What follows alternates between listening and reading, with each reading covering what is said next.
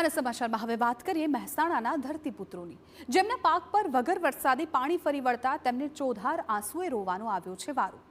મહેસાણાની minor કેનાલમાં ગાબડું પડતા ધરતીપુત્રોની સાથે અણધારી આફત આવી છે।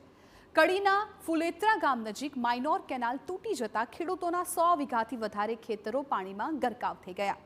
ભીંડા, ઘઉં, બાજરી સહિતના વાવેતરને પણ નુકસાન પહોંચ્યું, ત્યારે ખેડૂતોને બિયારણ અને ખાતરના નુકસાનનું વળતર ચૂકવાય તે માટે માંગ ઉઠી છે।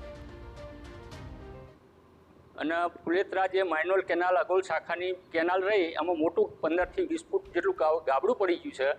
એમાંથી મોટા પાયે નુકસાન થયું છે। ઘઉં, ભીંડા છે, એરંડા છે, બાજરી છે, લચકો છે, એ બધું નુકસાન થયું છે। અત્યારે મોટા પાયે બધું જો તો પાણી દેખાય છે। વાવેતર કર્યું હતું અને ગઈકાલે જ મેં ભીંડા વાવી મોંઘું બિયારણ લાવી અને ₹15,000 ખર્ચો કરી વાવેતર હતું, એની અંદર પાણી 5 ફૂટ ભરી ગયું છે, તો એમાં મને બહુ નુકસાન થયું છે।